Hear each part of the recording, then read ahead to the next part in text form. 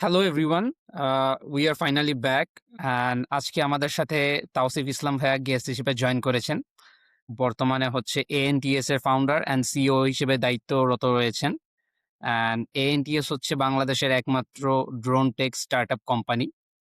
And thank you very much ভাইয়া আপনার সময় দেওয়ার জন্য এত বিজি স্কেডিউলের মধ্যেও। আপনি কেমন আছেন ভাইয়া? Tasin, thank you so much for having me. I think when you first reached out, আমি তখন থেকে অনেক বেশি intrigued ছিলাম. And of course, we had to reschedule a couple of times, but Alhamdulillah, finally we're doing this. I'm very excited to be a part of your network. Hopefully, this will be a meaningful talk, inshallah. ইনশাআল্লাহ ভাই, ইনশাআল্লাহ। And it's my pleasure to have you ভাইয়া। Um Thank you so much. Yes. ভাইয়া drone নিয়ে দেখা যাচ্ছে অনেকেই project করে হাই স্কুল কিংবা কলেজে। সো আপনার অ্যাকচুয়ালি এই ড্রোনে ইন্টারেস্টটা কবে থেকে শুরু হয়েছিল? বা আপনি আসলে আপনার এই ড্রোনে কাজ করাটা কিভাবে শুরু হলো? Whenever দেখা যায় যে when a founder or maybe আ কোনো একটা প্রজেক্টের একজন লিডকে যখন জিজ্ঞেস করা হয় যে, "তুমি এই কাজটা কখন শুরু করলা? বা এটা তোমার কবে থেকে এটা করা হইছে?" ইউজুয়ালি সেই যে ছোটবেলা থেকে এই জিনিসটা করতাম, এটা করতাম। সো আমার ক্ষেত্রে আসলে ড্রোন রিলেভেন্ট এরকম টাইপের কোনো কিছু ছিল না। আমাদের যে কোম্পানিটা এখন ANTS, ANTS এইটা মেইনলি আমাদের ৪ জন বন্ধুর ইনিশিয়ালস দিয়ে ANTS ওইভাবে স্টার্ট করা হয়েছিল। ওটা ইউনিভার্সিটি টিম হিসেবে জাস্ট প্রজেক্টস করা হতো। ইউনিভার্সিটি ফার্স্ট ইয়ারে এই টিমটা করা হয়েছিল। আমরা বিভিন্ন কম্পিটিশনস এ আরকি পার্টিসিপেট করতাম। সো আমাদের ১ম যে কম্পিটিশনটা ছিল ইউনিভার্সিটি ফার্স্ট ইয়ারে সেটা ছিল বুয়েটের আহ নেভাল ইঞ্জিনিয়ারিং মেরিন ইঞ্জিনিয়ারিং এর যে ডিপার্টমেন্ট তাদের আন্ডারে একটা কম্পিটিশন ছিল। এটা আরসি বোট ডিজাইন করার। তো ওই কম্পিটিশনটা আমাদের ১ম কম্পিটিশন। ওইটাতে আমরা পার্টিসিপেট করি এবং ওইটাতে আমরা বেস্ট ডিজাইন অ্যাওয়ার্ডটা পাই। ফার্স্ট কম্পিটিশন ছিল আমাদের লাইফে ইঞ্জিনিয়ারিং কম্পিটিশন এবং ওইটাতে আমরা ফার্স্টে মানে বেস্ট ডিজাইন অ্যাওয়ার্ডটা পাই এবং ইনফ্যাক্ট এই জিনিসটা এরকম ছিল যে আমাদের ওই বেস্ট ডিজাইন অ্যাওয়ার্ডটা এরকম কোনো ক্যাটেগরি ছিল না। সো আসলে আমরা ফার্স্ট, সেকেন্ড, থার্ড হতে পারি নাই। বাট আমাদের জিনিসটা এত সুন্দর ডিজাইনের ছিল that they created a new award on the spot আমাদেরকে সেই অ্যাওয়ার্ডটা দেওয়ার জন্য। অ্যান্ড সেকেন্ডলি আমরা এরপরে ঠিক তার কয়েকদিন পরে আরেকটা কম্পিটিশনে পার্ট নেই। সেটা হচ্ছে তোমার it was about RC cars. Basically RC robots racing ছিল। মোস্ট প্রবাবলি আইইউবি তে ছিল কম্পিটিশনটা। তো সেটাতে আমরা পার্টিসিপেট করি এবং ওইটা করতে, করতে মোটামুটি ১ম বছরে এই ২ টাই ফিজিক্যাল কম্পিটিশন ছিল। এছাড়াও অন্যান্য ক্যাট কম্পিটিশন যেগুলাতে আমরা পার্টিসিপেট করি। বাট মেইনলি এই ২ টাই বড় কম্পিটিশন ছিল। সো আমার যে কো-ফাউন্ডার আ আ তা তানভীর, জাহিদুজ্জামান তানভীর, ও এখন আমাদের সাথে আর নাই। আ তো ওর আসলে আ কনভারসেশনটা এরকম ছিল যে ও আমাদেরকে বলল যে আ আমরা তো মাটিতে চালাইলাম, পানিতে চালাইলাম, এখন একটুখানি আকাশে যাওয়া যাক। আকাশেও জি। So that's when it began. আমরা তখন মানে ইউএভি নিয়ে ড্রোন নিয়ে কাজ করা শুরু করি। তখন আমাদের মোটামুটি যে আ মানে যতটুকুই আরকি ইকুইপমেন্ট ছিল, সেই ইকুইপমেন্ট গুলো দিয়ে আমরা মোটামুটি ইয়েটা স্টার্ট করি আরকি আমাদের আ প্রিপারেশনটা স্টার্ট করি। সো ১ম দিকে এইটা আমাদের আইওটি তখন আরকি নভেম্বর-ডিসেম্বরে ইউনিভার্সিটি বন্ধ থাকতো। সো আমরা ওই ছুটির সময় সবাই যখন হল ছেড়ে দিছে আমরা তখন কাজ করতেছিলাম এবং দীর্ঘ ৪-৫ সপ্তাহ কাজ করার পরে ফার্স্ট টেস্ট ফ্লাইটটা দেই এবং উইদিন ৫ সেকেন্ডস ড্রোনটা ক্র্যাশ করে। সো এটা ছিল আমাদের ১ম আ ড্রোন নিয়ে I think experience. This was back in 2019 এর লাস্টের দিকে নভেম্বর-ডিসেম্বর। তো এভাবে আসলে বেসিক্যালি শুরু করা। It started of as a university team আরকি। বুঝতে পেরেছি ভাইয়া।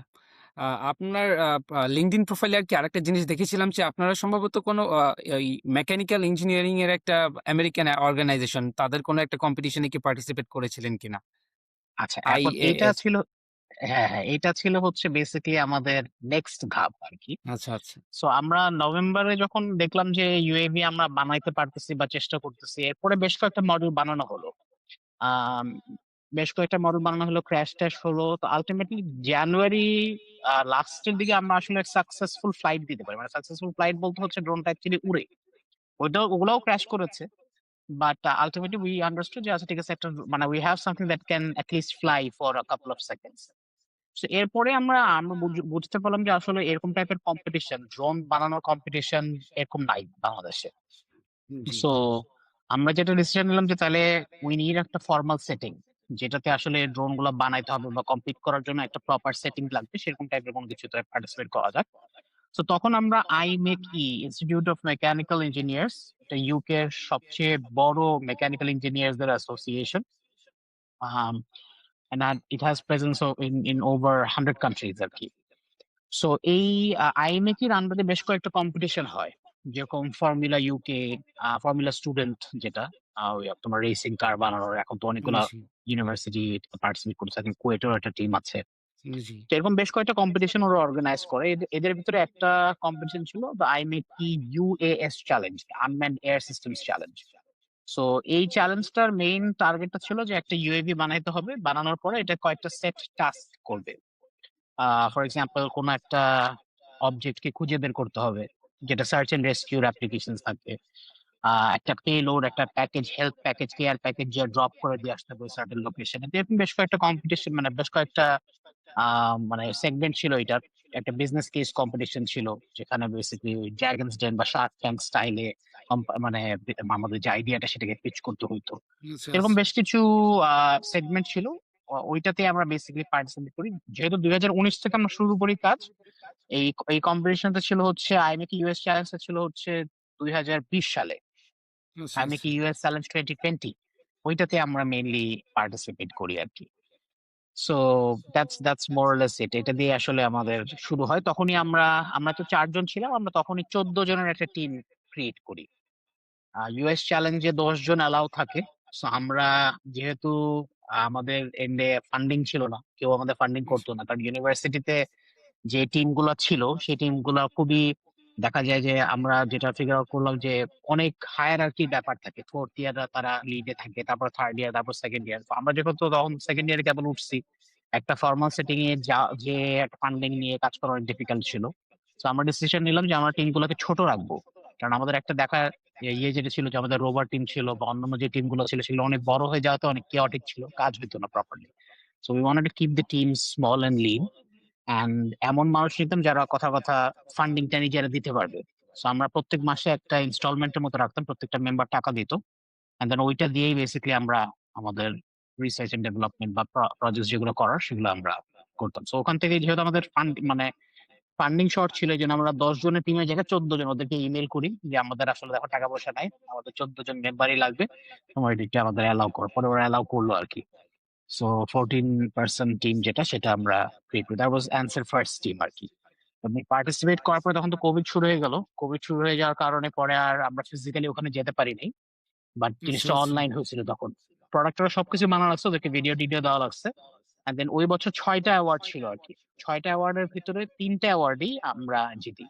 Highest place new entrant, business case competition, and আরেকটা ছিল probably median PR award, probably media engagement award.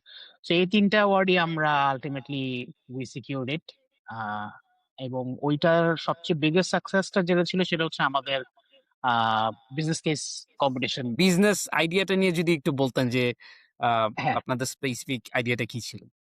তখন স্পেসিফিক্যালি যেটা আমরা যেটা প্রপোজ করছিলাম, যেহেতু আমাদের এটা প্যাকেজ ডেলিভারি রিলেটেড ছিল কম্পিটিশনটা, তো তখন আমরা যেটা প্রপোজ করছিলাম যে কোভিড এর সময় ছিল তখন অ্যাকচুয়ালি। তো কোভিড এর সময়ের জন্য ব্লাড প্লাজমা আসলে খুব রেয়ার হয়ে গেছিল, এই যে ট্রান্সফার করা, এখানে অনেক ডেথ হচ্ছিল যদি মনে থাকে তাকে। 2020 সালে জি, অনেক খুব জি, কেওটিক হ্যাঁ, একটা সময় ছিল। সো আমরা বেসিক্যালি যেটা করছিলাম, এটা এখন পর্যন্ত আমাকে আমার ফ্রেন্ডরা আমাকে এটা নিয়ে মানে আমার সাথে দুষ্টামি করে। সেটা হচ্ছে তোমার আমরা আহ, একটা একটা ক্যারেক্টার ক্রিয়েট করছিলাম, রহমত আলী। তো রহমত আলীকে বলছিলাম যে রহমত আলীর অবস্থা খুব খারাপ, ওর কাছে যদি ব্লাড যাইতে হয় রংপুরে থাকে রহমত আলী, 7 ঘন্টা 8 ঘন্টা লাগবে, অতক্ষণ বাঁচবে না। সো এর ভিতরে যদি আমরা ড্রোন দিয়ে পাঠাতে পারতাম, তাহলে এটা 1 ঘন্টায় ডেলিভার করা পসিবল হইতো, অনেক কম এনার্জি লাগতো, এক্সেট্রা এক্সেট্রা। সো ইভেনচুয়ালি আমাদের যে আইডিয়াটা ছিল যে আমরা বাংলাদেশে 8টা ডিফারেন্ট হাবস রাখবো, and then ঢাকা থেকে কথার কথা এদের ভিতরে ড্রোন ডেলিভারি হবে আর কি। And the main target was emergency supplies, blood, plasma, medicine, এই টাইপের ইমার্জেন্সি যে জিনিসগুলো সেগুলোর জন্য আমরা প্রোভাইড করবো। এবং emergency search and rescue, flooding টাডিং এই টাইপের যে ইস্যুগুলো হয় এগুলোর জন্য বেসিকলি সার্চ এন্ড রেস্কিউ যে মিশন গুলো সেই মিশন গুলো কন্ডাক্ট করবো। So that was more less the entire idea behind it. এটা দিস এন্টায়ার বিজনেস পিচটা যেটা, সেটা একটা 2 মিনিট বা 3 মিনিটের একটা পিচ, সেটা অলরেডি আমাদের ইউটিউব চ্যানেলে আছে, বা I Make US Challenge YouTube channel আছে। They say according to them it's one of the best pitches in the entire history of the competition. So yeah, that's more or less the idea. এবং মানে the I think breakthrough পয়েন্টটা ছিল এই পিচটা, কারণ এই পিচটার পরে basically people goat interested যে এটাকে বিজনেস হিসেবে কনভার্ট করা যাবে। কারণ আপ আনটিল দেন আমরা কিন্তু একটা টিম ছিলাম। এই বিজনেস কেসটা করার পরে উই আন্ডারস্টুড যে ঠিক আছে, ইট হ্যাজ সাম প্রসপেক্টাস যেটাকে ব্যবসায় কনভার্ট করা যাবে। সো এইটার পরে আমরা যেটা করলাম যে মানে কয়েকটা সিরিজ অফ স্টেপস গেছে আর কি, সেই স্টেপস গুলো নিয়ে হয়তো আমরা এখন আলোচনা করতে পারি আর কি, যে আসলে এর পরে কি হইলো। জি ভাইয়া, So ডেফিনিটলি। yeah, মানে yeah. আমার এর So পরের কোশ্চেনটা এটাই ছিল হ্যাঁ, যে মানে from a university team to মানে to the route to a potential startup. So মানে দ্যাটস ডেফিনিটলি so মানে খুবই basically রেয়ার জার্নি বাংলাদেশের ক্ষেত্রে। ডেফিনেটলি। এখন এখানে যেটা আমি মানে আমাদের ক্ষেত্রে যেটা হয়েছে যে আমরা যখন বুঝলাম যে আসলে এই বিজনেস কেস কম্পিটিশনটা ওয়াজ প্রুভ যে এটা ব্যবসা হিসেবে এটার কিছু ভ্যাবিলিটি আছে, যেহেতু বড় বড় মানে কোম্পানি ছিল, জিকেএন এরোস্পেস ছিল, হানিওয়েল ছিল, ওরা ওই ইয়েস। জিনিসটা খুব অ্যাপ্রিসিয়েট করছে আর কি। ইনফ্যাক্ট এটার মানে ওই কম্পিটিশনে অ্যাওয়ার্ডটা দেওয়ার পরে আমাকে রয়্যাল এরোস্পেস অ্যারোনটিক্যাল সোসাইটি থেকে ইনভাইট করছিল একটা কনফারেন্সের জন্য। সেম এই কথাটা নিয়ে আমাকে ডিসকাস করতে বলছিল আর কি, আমার এই পিচটা নিয়ে। সো এরপরে বেসিক্যালি আমরা যেটা করলাম যে উই ডিসাইডেড যে ঠিক আছে, আইটি প্রুফ অফ কনসেপ্ট দরকার। আমরা অন্যান্য যে কম্পিটিশন গুলো আছে সেই সব কম্পিটিশনে আমরা এটা নিয়ে পার্টিসিপেট করি, সেম আইডিয়া দিয়ে। অন্য কোথাও আমরা যাবো না, আমরা এটাতে পার্টিসিপেট করি। সো আমরা যখন পার্টিসিপেট করা শুরু করলাম, আমরা দেখলাম যে একে একে অনেকগুলো কম্পিটিশনে উই স্টার্টেড গেইনিং সাকসেস। আমি যদি কয়েকটা কম্পিটিশন বলি, যেরকম speak out for engineering, Sophie নামের একটা কম্পিটিশন আছে। জি ভাইয়া। সো ওইটাতে বেসিক্যালি আমি গ্লোবাল রানার আপ হইলাম, মানে সেকেন্ড ছিলাম আমি। সো দ্যাট ওয়াজ বিগ, কারণ আমাদের ফার্স্টে আমার ইউনিভার্সিটি স্টেজ হয়, আইইউটিপি যেটা। তারপরে ওখানকার যে ফার্স্ট আর সেকেন্ড হয় তাদেরকে তুমি জানবা, কুয়েট, জি ভাইয়া, রোয়েট, ন্যাশনাল। জি আইআইটি ভাইয়া, থেকে ন্যাশনাল। সবাই জি। ন্যাশনালটা হয়। ন্যাশনালটা পরে হচ্ছে সাউথ এশিয়ান রিজন যেটা। জি। সো আমি আইআইটিটা জিতলাম, চ্যাম্পিয়ন হইলাম, তারপরে ন্যাশনালটা জিতলাম, চ্যাম্পিয়ন হইলাম, তারপর সাউথ এশিয়ানটা জিতলাম, চ্যাম্পিয়ন হইলাম, এরপরে গ্লোবালটা জিতলাম। এরপর মানে ওভার এই সবগুলো দেশের যে ইয়েগুলো থেকে আপনাদেরকে পার্টিসিপেট করলেন, দেন ওইটাতে আই বিকেম সেকেন্ড আর কি। ফার্স্ট হলো ইউকের একজন। সো ওইটা that was a big breakthrough, কারণ আইডিয়া সেম ছিল। আমি জাস্ট এই পিচটাই জাস্ট ওখানে আর কি লেন্দি করা লাগতো, যেটা 2 মিনিটের পিচ ছিল সেটাকে আমি একটু কনভার্ট করে ওইটাকে 10 মিনিট পেজ বানাইছিলাম। 10 মিনিট 13 মিনিটের একটা কনভারসেশন ছিল। সো ওইটা দেখলাম যে ওখানে সাকসেস আসলো। এটার পরে এছাড়া আরো লোকাল যে কম্পিটিশন গুলো, যেরকম ব্রিটিশ আমেরিকান টোব্যাকোর একটা কম্পিটিশন হয়, ব্যাটল অফ মাইন্স বলে। ওয়ান অফ দ্য বিগেস্ট মানে মাল্টি ন্যাশনাল কম্পিটিশন, বেশ কয়েকটা নাম করার গুলোর ভিতরে কিন্তু এটা একটা, যেরকম বিজ মাইস্ট্রোস আছে, ব্যাটল অফ মাইন্স। তো এরকম টাইপের বেশ কয়েক মানে ইউনিলিভার একটা আছে, ম্যারিকোর আছে, ব্যাটের একটা আছে, এরকম কিন্তু কয়েকটা কম্পিটিশন হয় যেখান থেকে বেসিক্যালি ওরা অ্যাকচুয়ালি হায়ার করে তোমার এমপিও যাদেরকে। তো battle of mines is arguably one of the biggest competitions বাংলাদেশের, পুরো বাংলাদেশের ভিতরে।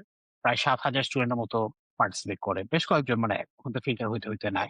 সো ইভেনচুয়ালি ওইটাতেও আমরা রানার আপ হই। সো ওইটাও একটা বিগ ব্রেক থ্রু ছিল, যাচ্ছে ঠিক আছে একই আইডিয়া এখানেও কাজ করতেছে। এন্ড দেন ওইটার পরে উই পার্টিসিপেটেড ইন ন্যাশনাল। তখন দেখলাম যে ঠিক আছে, তাহলে ন্যাশনাল অন্য কি টাইপের কম্পিটিশন আছে সেগুলোতে যাই। তো তখন একটা কম্পিটিশন ছিল আইসিটি মিনিস্ট্রির সাথে সাউথ কোরিয়ার মিনিস্ট্রি অফ জাস্টিসের সাথে একটা কোলাবোরেশন, একটা কম্পিটিশন ছিল। ইট ওয়াজ কল্ড আইডিয়াথন। তো এই আইডিয়াথনটা ছিল হচ্ছে নতুন যারা বিজনেস আছে বা স্টার্ট আপ আছে তাদের পার্টিসিপেট করার একটা আইডিয়া বেসড একটা কম্পিটিশন আর কি। এবং এটার ফার্স্ট প্রাইজ ছিল 5টা টিমকে বা 5টা কোম্পানিকে ওরা সাউথ কোরিয়াতে নিয়ে যাবে ফর 1 ইয়ার বা হ্যাঁ 1 ইয়ার or 1.5 ইয়ার। ওখানে বেসিক্যালি ইনকিউবেশন দিবে, বিজনেস আইডিয়া আচ্ছা, থেকে গ্রো আচ্ছা। করতে হেল্প করবে, ফান্ডিং দিবে এক্সেট্রা। 1 বছর পুরো ফুললি ফান্ডেড। তো ওইটাতে আমরা পার্টিসিপেট করি। And out of around 3,700 companies আমরা টপ 5-এ চলে যাই। এখন টপ 5-এ যাওয়ার পর একটা খুবই একটা ফানি জিনিস হয়, সেটা হলো যখন আমরা টপ 5-এ পৌঁছে গেলাম তখন আমাদের কাছে কিছু ডকুমেন্টস ছিল, মানে হয়তো 1 সপ্তাহ পরে রেজাল্টসটা অ্যানাউন্স করবে। So আমরা we are in the top 5, আমাদেরকে নিয়ে যাবে এরকম একটা অবস্থা চলে গেছে। তো আমাদের কাছে তখন আমাদের কাছে একটা ডকুমেন্ট, অনেকগুলো ডকুমেন্ট ছিল, দিলাম আমরা, যেহেতু আমাদের তখন কম্পিটিশন, মানে আমাদের কোনো কোম্পানি ছিল না। সো ওরা একটা স্ট্যাম্পের ভিতরে একটা ডকুমেন্ট চাইলো যে আমরা এরকম একটা কোম্পানি বানাবো, এক্সেট্রা। বেশ কিছু জিনিস চাইলো, এবং এদের ভিতরে একটা ছিল আমাদের গ্রাজুয়েশন সার্টিফিকেট। তো তখন আমরা কেবল থার্ড ইয়ারে, গ্রাজুয়েশন আচ্ছা সার্টিফিকেট আচ্ছা। থার্ড ইয়ারে আমরা তখন উঠছি, মানে আমাদের মানে মিড ওয়ে আমরা থার্ড ইয়ারে। তো গ্রাজুয়েশন সার্টিফিকেট কোথেকে পাবো? সরি না, থার্ড ইয়ার মিড না, থার্ড ইয়ারের লাস্টের দিকে। আচ্ছা ফোর্থ আচ্ছা। ইয়ারে উঠবো, থার্ড ইয়ার লাস্টের জি দিকে, এখনো ফাইনাল এক্সাম হয় নাই। জি। সো আমরা গ্রাজুয়েশন সার্টিফিকেট কোথায় পাবো? তো পরে ওখান তখনকার আইসিটি মিনিস্ট্রির যে সেক্রেটারি ছিলেন, ডেপুটি সেক্রেটারি, আর উনি আমাদেরকে বললো যে কেন আপনাদের সার্টিফিকেট নাই? আপনি জানেন না যে এটা তো একটা, মানে এটা একটা অলিখিত রুল ছিল যে এখানে তো সব গ্রাজুয়েটসরা পার্টিসিপেট করতে পারবে, ইউনিভার্সিটি, এটা তো ইউনিভার্সিটি স্টুডেন্টদের জন্য নাই কম্পিটিশনটা। আমরা আচ্ছা। তখন একদম পুরা শকড হয়ে গেলাম যে এটা কি ব্যাপার। তো পরে ওনারা অনেক কিছু, মানে মানে একটা খুব একটা হযবরলর মতো লেগে গেল।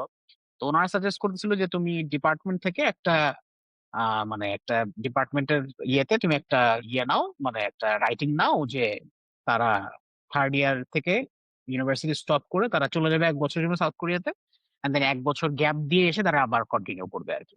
এরকম টাইপের একটা অ্যাকনলেজমেন্ট তুমি নাও।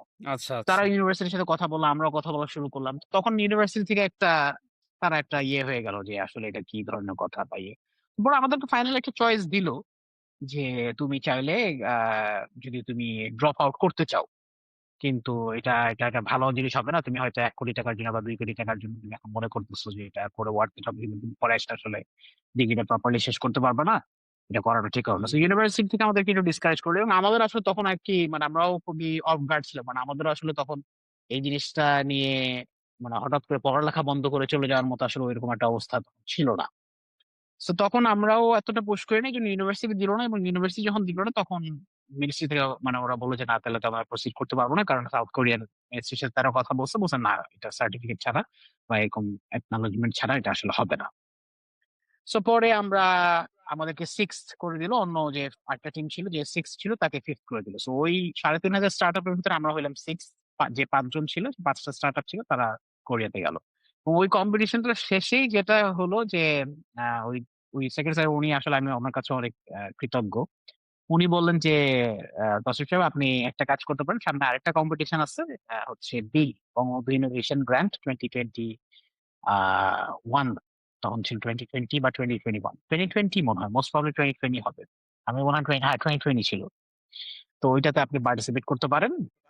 ওইটাতে, এটা হচ্ছে ওই শার্ক ট্যাঙ্ক স্টাইলে, বাংলাদেশে শার্ক ট্যাঙ্ক আসার আগে একটা শার্ক ট্যাঙ্ক স্টাইলে কম্পিটিশন ছিল আর কি। তো ওইটাতে আপনি পার্টিসিপেট করতে পারেন। তো ওইটাতে একটা ভালো একটা অ্যামাউন্ট আছে, ওইটা করে দেখতে পারেন। তো এরপর আমরা ওইটাতে পার্টিসিপেট করলাম, বিগ 2020 যেটা, সেটাতে পার্টিসিপেট করলাম, এবং ওইটাতে পার্টিসিপেট করার পরে ওখানে প্রায় 7,000 স্টার্ট আপস পার্টিসিপেট করে, এবং ওইটাতে আমি টপ 25-এ আমরা যাই। এবং টপ 25টা স্টার্ট আপস এর জন্য যে বেনিফিটটা ছিল সেটা হচ্ছে আইসিটি মিনিস্ট্রিতে তারা একটা অফিস দেবে 14 তলায়। আইডিয়া প্রজেক্ট যেটাকে বলা, আইসিটি মিনিস্ট্রি একটা প্রজেক্ট আছে, আইডিয়া প্রজেক্ট, বেসিক্যালি ওখানে ওরা স্টার্ট আপ ইনকিউবেটর মতো, দেশে এটা ইনকিউবেটর, আচ্ছা আচ্ছা। মোস্টলি মানে বিগেস্ট ইনকিউবেটর অফ বাংলাদেশ আর কি। এবং ওইটার সাথে সাথে 10 লাখ টাকার একটা ইকুইটি ফ্রি গ্র্যান্ট দিবে আর কি, 10 লাখ টাকা। তো ওই 10 লাখ টাকা যখন আমরা পেয়ে গেলাম, তখন আর কি মোটামুটি সেট হয়ে গেল যে ঠিক আছে। এইবার তখন ওই গ্র্যান্ট নেওয়ার আগেই বেসিক্যালি কোম্পানি ফর্ম করা লাগতো। তখন আমরা আমাদের কোম্পানিটা ফর্ম করলাম, অ্যান্ড এরিয়াল সিস্টেমস লিমিটেড। এরপরে আসলে আমাদের কোম্পানি হিসেবে যাত্রা শুরু। এটা হচ্ছে অক্টোবরের 2021 সাল। না ভাইয়া, এই মানে তো।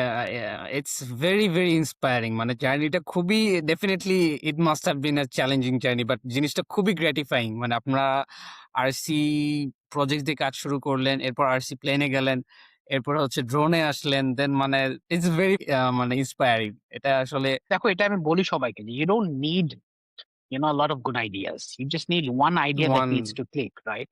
One so big idea. জি। আমাদের ক্ষেত্রে যেটা হয়েছিল যে আমরা ওই সময়, মানে যেই কম্পিটিশনে যাচ্ছিলাম, এগুলো তো ধরো বড় বড় গুলো বললাম, ছোটখাটো এরকম অনেক কিছুতে আমরা গেছি, যেটাতেই যাচ্ছিলাম সেটাতে আমরা মানে জিতে আসতেছিলাম। সো ওই 2020 থেকে 2021-এর যে সময়টা, এটাতে আসলে খুবই ম্যাসিভ সাকসেস ছিল অ্যান্সার। এটা বিজনেস পর্যায়ে না, এটা ইউনিভার্সিটি পর্যায়ে।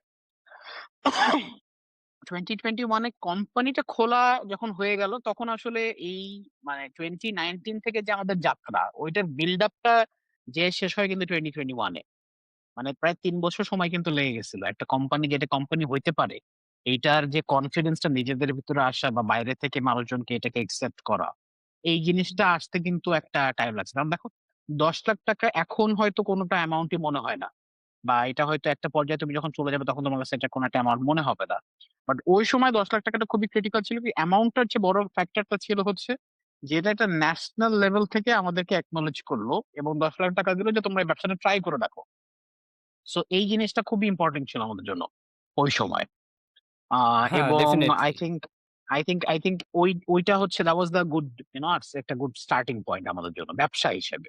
যদিও এরপরে আরো অনেক আপস এন্ড ডাউন, মানে তখন আসলে 2021 যখন ব্যবসাটা শুরু করি তখন আসলে অ্যাকচুয়াল চ্যালেঞ্জ শুরু হয়। ওইটা ওই পর্যন্ত আসলে আই ডোন্ট থিঙ্ক চ্যালেঞ্জ ছিল, বাট ওই পর্যন্ত মানে লেগে থাকার একটা বিষয় ছিল, যেটা আলহামদুলিল্লাহ আমার টিমের জন্য আমরা পারছি আর কি। জি, আলহামদুলিল্লাহ। বাট এখানে আরেকটা জিনিস আরকি আমি মাঝখানে বলতে চাচ্ছিলাম, সেটা হচ্ছে যে আপনি এর আগের যে কম্পিটিশনটা ছিল, যে আপনি হচ্ছে এখানে গ্র্যাজুয়েটদেরকে বিট করে টপ 5 এ গিয়েছিলেন। So that's definitely something. আপনারা যেতে ইয়েস, পারেননি yes, ultimately, definitely, but yes, that's yes, yes, definitely something.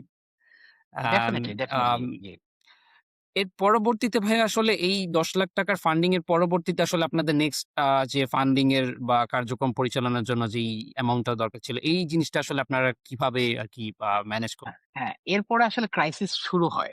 তো এটার আচ্ছা, মেইন আচ্ছা। ফ্যাক্টরটা যেটা ছিল যে আমাদের 2021 এর আগে যে টাইপের আর&ডি বা যা যা হইতো সেগুলো তো ফুল টিম থেকে আসতো। এখন স্বাভাবিকভাবে যখন আমরা কোম্পানি ফর্ম করছি আমরা আহ 4 জন বন্ধু মিলে, আহ সো তখন বেসিকলি জিনিসটা কমপ্লিকেটেড হয়ে যায়।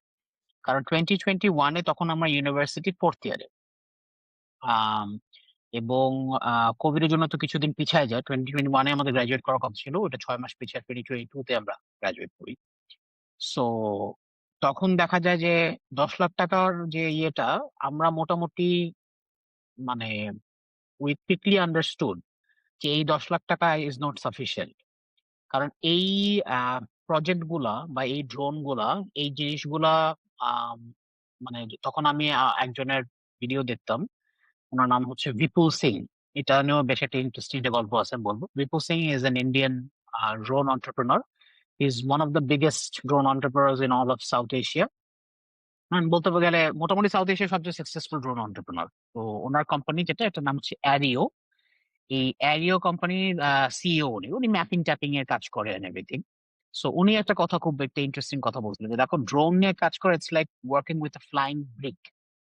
সো এটা কিন্তু 1 লাখ টাকার একটা জিনিস, 1.5 লাখ টাকার একটা জিনিস কোনো কারণে যদি পড়ে যায় এটা রিউজেবল না, ধপ করে ভেঙে পড়ে গেলে শেষ। তাহলে তুমি একটা কথা কথা আনম্যান্ড একটা গাড়ির একটা তুমি একটা প্রজেক্ট করবা বা একটা আনম্যান্ড রোবট বানাবা, সেটা তো মাটিতেই চলবে। কি হবে, এটা ধাক্কা খাবে বা ইয়ে করবে, তুমি কিন্তু রিপেয়ার করতে পারবা। বা তুমি একটা ড্রোনকে যখন ফ্লাই করবা, মানে একটা রং মুভ, রং মুভ হবে whenever you're working with R&D, wrong moves তো হবে, that's the part of the learning process.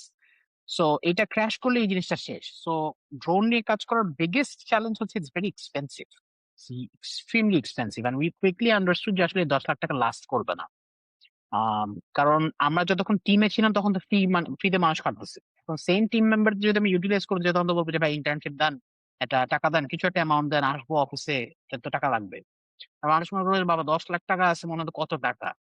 তো সেখানে দেখা যায় যে মানে আমরা যখন 22 তে গ্রাজুয়েট করার পরে যখন আমরা ডিসিশন নিলাম যে আমরা এটা ফুল টাইম করব, তখন দেখা যাচ্ছিল যে এই 10 লাখ টাকা দিয়ে অফিস রেন্টের খরচ, ইকুইপমেন্ট পারচেসের খরচ, ইন্টার্নদের টাকা দেওয়ার খরচ, লাঞ্চ যে করব আমরা, লাঞ্চের যে বিল সেইটার খরচ, সবকিছু মিলে আমরা দেখছিলাম যে আসলে আমরা 5-6 মাস 7 মাসের চেয়েও বেশি আমরা টিকতে পারবো না।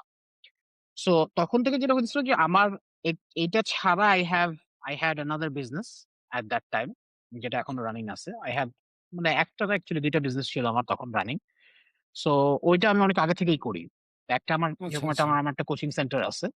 সো ওখানে আমি যেরকম we have a couple of teachers, আমি নিজেও পড়াতাম। সো ওখান থেকে আমার একটা ইনকাম ফ্লো ছিল। এটা ছাড়া আমার যে আরো বাকি যে 2 জন কো-ফাউন্ডার ছিল ওরা আবার অন্য কিছু করতেছিল, ওরা ওরা ফুল টাইম এমসেই সাপোর্ট দিচ্ছিল।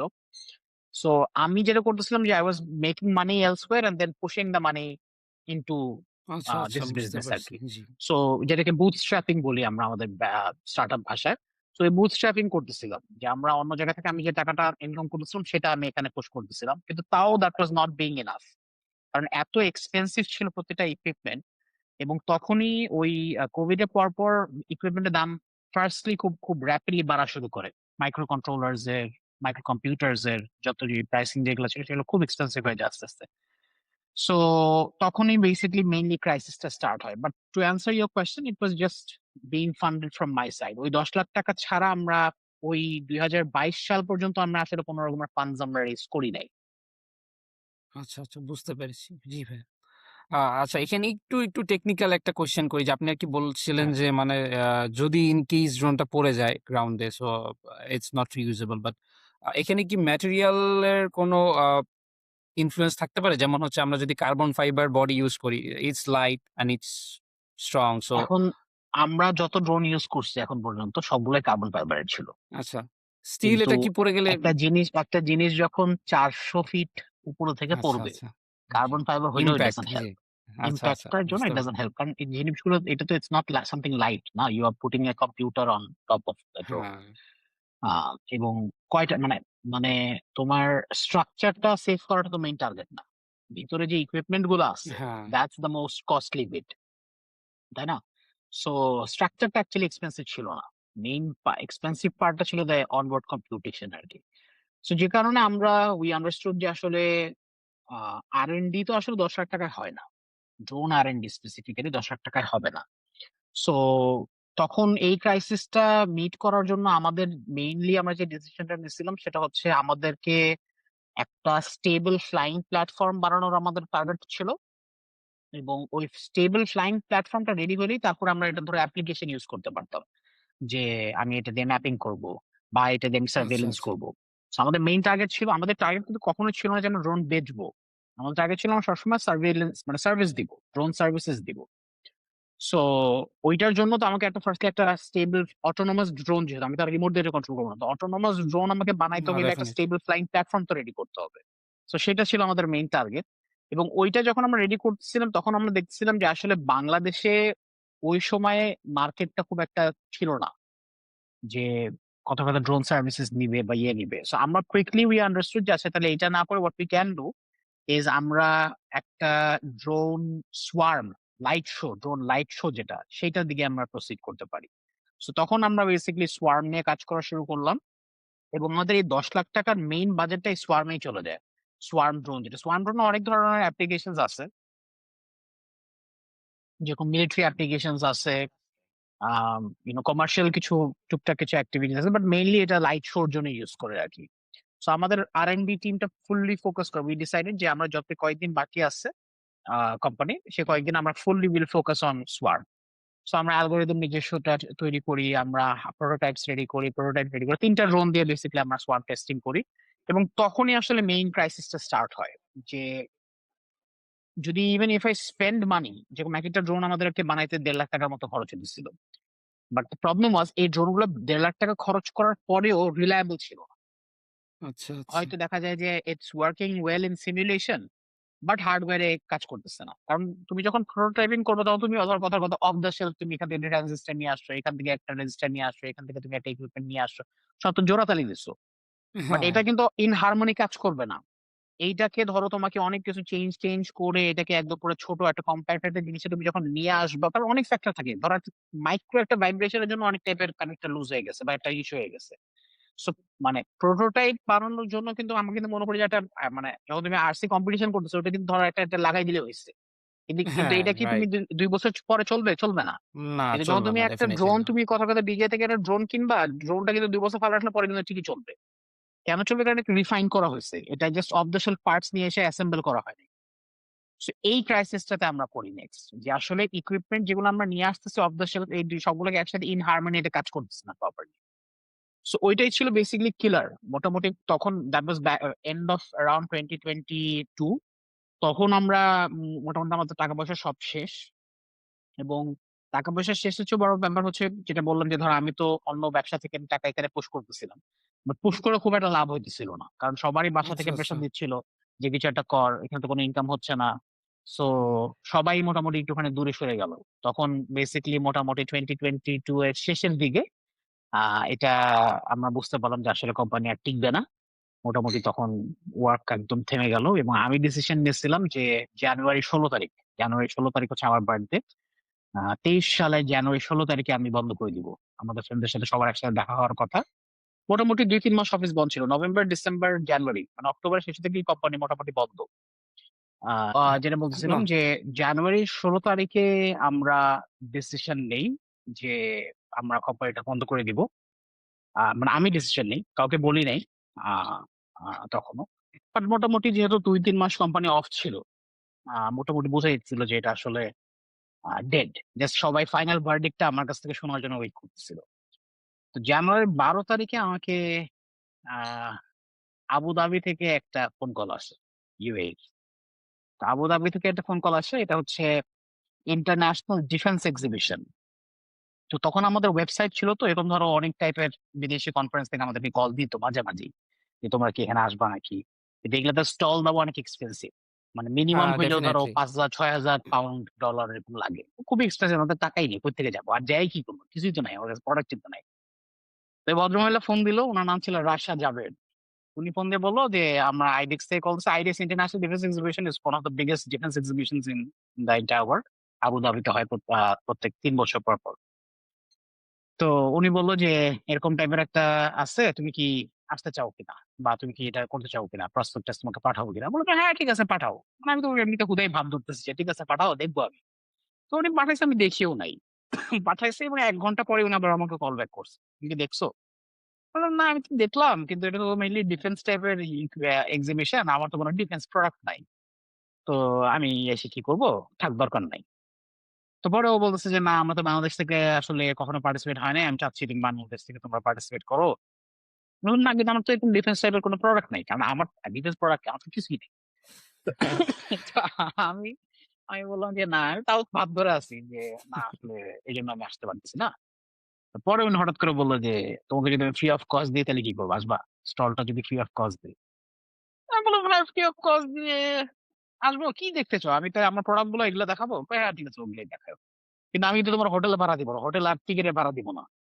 আমার হোটেলের টিকিটের ভাড়া লাগবে না, তুমি খালি স্টলটাই ফ্রি করে দাও, তাহলে আমি যাই, অ্যাটলিস্ট দুবাই ঘুরে আসলাম, আবুধাবি ঘুরে আসলাম। তো পরে আমি ডিসিশন নিলাম যে ঠিক আছে আমি যাই, যাই দেখি ঘুরে আসি, কিছু তো না হোক। ঠিক আছে, আবুধাবি তো ঘুরে আসতে পারবো, একটা স্টল পাইলাম ফ্রিতে। তো পরে আর ডিসিশন নিয়ে যে ঠিক আছে তাহলে আগে ওখান থেকে ঘুরে আসি, তারপর দেখা যাক, তারপর কোম্পানিটা বন্ধ করবো, আগে বন্ধ করবো না, আমি যাই। তো পরে আবুধাবিতে যখন গেলাম তখন আসলে আমার মাইন্ডসেটটা একদম চেঞ্জ হয়ে গেল। ওখানে যাওয়ার পর আমি দেখলাম যে বেশ কিছু চাইনিজ কোম্পানিজ আসছে, এবং ওরা কথার কথা আমরা যে টাইপের ইকুইপমেন্ট রেডি করতে চাই, তারা ওরকম ভালো একটা বাজেটে খুব সুন্দর রিফাইন্ড একটা জিনিস তৈরি করতেছে। কথার কথা, আমি 1.5 লাখ টাকায় যে ড্রোনটা আমি চাচ্ছি, সেই ড্রোনটাই ওরা হয়তো বানাইছে, বাট আরেকটু কম প্রাইসে, বাট এটা রিফাইন্ড। মানে এটা, মানে আমাদের যে সমস্যা ছিল, আমি অফ দ্য শেলফ পার্টস নিয়ে এসে এসে জাস্ট ইয়ে হ্যাঁ, করতেছি, এরকম তো না। কারণ আলটিমেটলি তুমি যখন কথার কথা তুমি একটা আইএমইউ কিনতেছো এক জায়গা থেকে, ফ্লাইট কন্ট্রোলার কিনতেছো আরেক জায়গা থেকে, এগুলা তো জাস্ট কানেক্টর দিয়ে কানেক্ট হচ্ছে, কিন্তু আলটিমেটলি এগুলা তো সবকিছু চেঞ্জ করে একটা বোর্ড বানায়, একটা বোর্ডের উপর সবকিছু বসাই দিবে, রাইট? সো ওইটা হচ্ছে রিফাইন্ড জিনিস। সো ওদের প্রোডাক্ট গুলো মোটামুটি দেখলাম যে খুব রিফাইন্ড ছিল।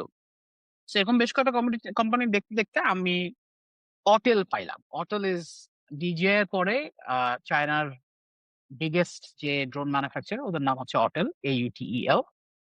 তো আমি খুব কনফিডেন্টলি ওদের স্টোরে ঢুকে গেলাম। ঢুকে যাওয়ার পরে বললাম যে আমি তো ড্রোন নিয়ে ব্যবসা করি, আমি অন্যান্য বেশ কয়েকটা কোম্পানিকে আমি আহ রিপ্রেজেন্ট করি। তো তোমরা তো বাংলাদেশে, তোমাদের কোনো এজেন্ট আছে কিনা? ভাগ্যক্রমে তখন ওদের ভাইস প্রেসিডেন্ট অফ সেলস উনি একমাত্র ছিল, মানে ইয়েতে। তো ওনাকেই আমি যে রিচ করছি আর কি, কথা বলছি। তো উনি তখন বলতেছে যে আহ হ্যাঁ, আমাদের তো বাংলাদেশে কেউ নাই। ঠিক আছে, তুমি তো করতে পারো, কোন সমস্যা নেই, তুমি যেহেতু তোমার এক্সপিরিয়েন্স আছে, তুমি করতে পারো। আমি তো আন্দাজে ভাবটা দিয়েছি। পরে উনি আমাকে সব প্রসাদ দিল, বললো যে আমাদের যে রিজিওনাল সেলস ডিরেক্টর আছে, ওনার সাথে কানেক্ট করে দিই, তুমি কথা টথা বলো, ইয়ে করো। আমি তখন আরো ভাব নিয়ে বললাম যে না ঠিক আছে, সমস্যা নেই, আমি কথা টথা বলতেছি, আর আমি তো চায়না যাবোই সামনে, তখন তোমার সাথে ডিরেক্ট কথা হবে।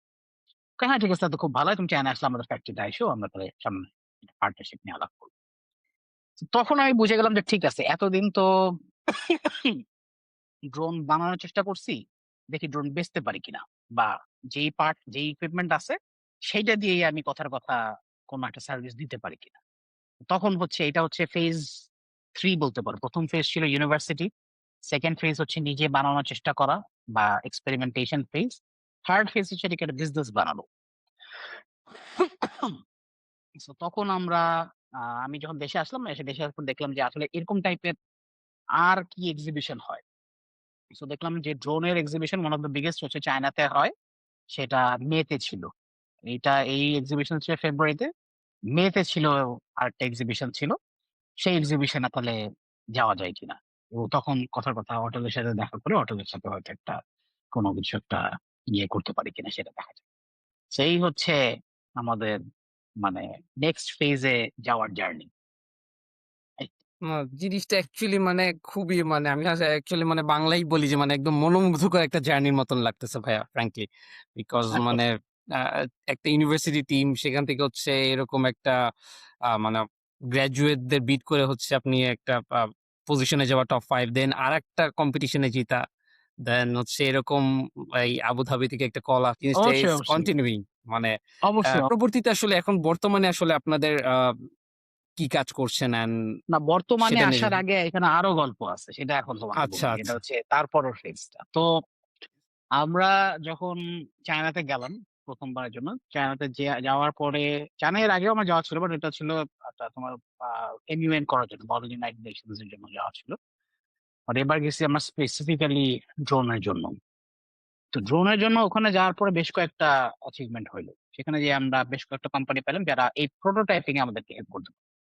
ধরো আচ্ছা, এই আচ্ছা, যেই বেসিক প্রোটোটাইপটা বা একটা ফ্লাইট প্ল্যাটফর্ম যেটা আমি বানাতে চাইছি, যেটা আমাকে অনেক এক্সপেরিমেন্টেশন করে বানাইতে হইতেছে, ওইখানে যেটা অ্যাডভান্টেজ ছিল যে আমি ডিজাইন দিয়ে দিব, আমি স্পেসিফিকেশন বলে দিব, ওই হিসেবে ওরা বানাই দিয়ে দিবে, আমাকে ফাইনাল জিনিসটা দিবে। যেটা ধরো আমার আচ্ছা, ইস্যু আচ্ছা, হইতেছিল, আমি পার্ট সোর্স করবো, এটা করবো, এটা ডিজাইন, এটা করবো, সেটা করাচ্ছে, ওরা আমাকে ফাইনাল জিনিসটা আমাকে আমার হাতে ধরাই দিবে। এরকম বুঝতে কিছু পারছি। কোম্পানিজ পাইলাম। তো আমরা দেখলাম যে ঠিক আছে, তাহলে সামনে আমরা যদি আমাদের নিজেদের মডেলস এ যাই, তখন আমরা এই কোম্পানিগুলোর কাছে যাইতে পারবো, কারণ ওদের ধরো ফ্যাসিলিটিস আছে, টেস্টিং গ্রাউন্ড আছে। হ্যাঁ, আমাদের তো এরকম কিছু নাই, তাই না? অনেক টাইপের ম্যানুফ্যাকচারিং যে ইকুইপমেন্ট সেগুলো আছে ওদের কাছে। তো এটা একটা অ্যাডভান্টেজ হলো। সেকেন্ড অ্যাডভান্টেজ যেটা হলো সেটা হচ্ছে হোটেলের সাথে আমি গেলাম, হোটেলের সাথে যাওয়ার পর ওদের সাথে একটা মোটামুটি চুক্তি হইলো। ওদেরকে আমি কনভিন্স করলাম, অনেক কথা টথা বলে কনভিন্স করলাম। ওদের অনেক বড় ডিমান্ড ছিল যে প্রথমে তোমাকে $1,00,000 একটা অর্ডার প্লেস করতে হবে, মানে প্রায় 1 কোটি টাকার উপর একটা অর্ডার প্লেস করতে হবে। বাট আমি ওদেরকে বুঝালাম, দেখো যে হোটেল বাংলাদেশে এখনো চলে না, মার্কেটটা নাই, আমরা এটা শুরু করতে চাই বাংলাদেশ। সো অনেকভাবে কনভিন্স করা ট্রাই করলাম এবং ওরা মোটামুটি একটু রাজি হইল। এটা ছিল সেকেন্ড উইন। এবং থার্ড উইনটা যেটা, সেটা হচ্ছে আহ লাইট শো, যে ড্রোন লাইট শো যেটা আমরা করতে হ্যাঁ, চাইছিলাম, আমরা এরকম একটা কোম্পানি পাইলাম যারা এই টাইপের ড্রোন বানায়, লাইট শো আচ্ছা, আচ্ছা, ড্রোনই বানায়। আচ্ছা, সো পরে আমরা বললাম যে আমাদের যে অ্যালগোরিদম যেগুলো আছে বা কন্ট্রোলার যেগুলো আছে সেগুলো আমরা ইউজ করে আমরা করতে পারবো কিনা। তো ওরা বললো যে হ্যাঁ, এটাও কোনো সমস্যা নেই, এটাও তোমরা করতে পারবা। সো এই তিনটা ছিল মেজর উইন। এবং এইটার পরে যখন আমি দেশে আসলাম, দেশে আসার পরে তখন আমরা ড্রোন সেল করার জন্য আর কি শুরু করলাম, যে আচ্ছা তাহলে সেলটা শুরু হোক, পরে আমরা সার্ভিসেস এ যাব। তো এই সেলটা যখন ইয়ে শুরু হলো, আচ্ছা এখানে একটা জিনিস আমি বলি নাই, সেটা হচ্ছে আমরা ওই যে 10 লাখ টাকা যে বাজেট ছিল সেটাতে আমরা একটা কমার্শিয়াল ড্রোনও কিনি, DJI একটা কমার্শিয়াল ড্রোন কিনছি। আচ্ছা, আচ্ছা, এবং ওখানে আমরা বেসিক্যালি টুকটাক ম্যাপিং এর যে বিষয়গুলো সেগুলো আমরা হুম, নিজেরাই এক্সপেরিমেন্ট করা শুরু করছিলাম, যে ম্যাপিং কিভাবে করতে হয়, বা ততক্ষণ আমাদের ম্যাপিং রিলেটেড আইডিয়া ছিল। তো এর মাঝখানেই বেসিক্যালি আমরা ড্রোন ম্যাপিং এর দুই একটা টুকটাক কাজ পাওয়া শুরু করি। তোমার কনস্ট্রাকশন, সার্ভে টার্ভে করার এগুলো কাজ টাজ পাই, ওগুলো টুকটাক পাওয়া শুরু করলাম। আমাদের যখন প্রথম আমাদের অ্যান্সার ওয়ার্ক অর্ডার ছিল, আমাদের একটা সিনিয়র ভাই আমাদেরকে ওয়ার্ক অর্ডার প্লেস করছিল, 4,000 টাকার একটা ম্যাপিং প্রজেক্ট ছিল। ওই 4,000 টাকা দিয়ে আমাদের আসলে শুরু করা, ওই by around that time. So এরপরে আমরা হোটেলের যেহেতু আমাদের হোটেলের সাথে একটা পার্টনারশিপ হইলো, আমরা হোটেল বেচার চেষ্টা করলাম, কিন্তু পরে দেখলাম যে আসলে হোটেল বাংলাদেশ থেকে কিনতে চায় না, কিনতে চায় আচ্ছা, না, কিনতে চায় না। এর ভিতরেই দেখলাম একটা অর্ডার আমাদের কাছে প্লেস ছিল 10 লাখ টাকার একটা ড্রোনের। সো এই প্রথম অর্ডারটা আমরা যখন পেয়ে গেলাম, ওটা একটা কমার্শিয়াল ড্রোন, 10 লাখ টাকার একটা ড্রোন। ওই অর্ডারটা যখন আমি পেয়ে গেলাম, এরপর আমাকে আবার চায়না যাইতে হইলো। চায়না গেলাম, চায়না যাওয়ার পরে ড্রোন আমরা পারচেস করলাম, নিয়ে আসলাম, বেশ কিছু ওইটা ডেলিভার করলাম। ওইটা ডেলিভার করার পরে এখানে মোটামুটি দেখলাম যে একটা প্রোডাক্ট মোটামুটি সেল হয়েছে ওখানে। মানে ওইটা ছিল আমাদের মানে তখন সেই হিসাবে, সময় হিসেবে সবচেয়ে বড় অর্ডার। তো ওখানে বেশ কিছু প্রফিট ছিল, ওই প্রফিটে দিয়ে দেখলাম যে আচ্ছা ঠিক আছে, তাহলে আমরা আমরা যে co-founder যারা আছে তারা টাকা দিয়ে আমরা মোটামুটি জিনিসটাকে ম্যানেজ করতে পারবো বা আমরা আমরা নিজেরা at least আমাদের ইয়েটা চালায় যেতে পারবো। তো পরবর্তীতে আমরা this was এভাবে করে বেসিক্যালি ডিসেম্বরের 23 পর্যন্ত চলে আসলো। ডিসেম্বর 23 টা হচ্ছে মানে অক্টোবর মানে তোমার 22 সালটা ছিল হচ্ছে এক্সপেরিমেন্টেশন এর জন্য। বন্ধ হয়ে যায় এরকম অবস্থা। 23 সালের শুরু থেকে একটা নতুন মানে উইন্ডো পাইলাম বা একটা নতুন একটা যাত্রা শুরু হইলো। 23 সালের শেষটা ছিল হচ্ছে মোটামুটি মানে ওই যেটাকে বলে রিডেমশন আর্ক। 23 সালটা ছিল হচ্ছে রিডেমশন আর্ক। 24 জানুয়ারিতে আমরা ডিসিশন নিলাম যে আসলে অটেল দিয়ে হবে না, কারণ অটেলে আমরা ম্যাসিভ সেল পাচ্ছি না। সো 24 জানুয়ারি থেকে আমরা ডিজিআই সেল করা শুরু করলাম।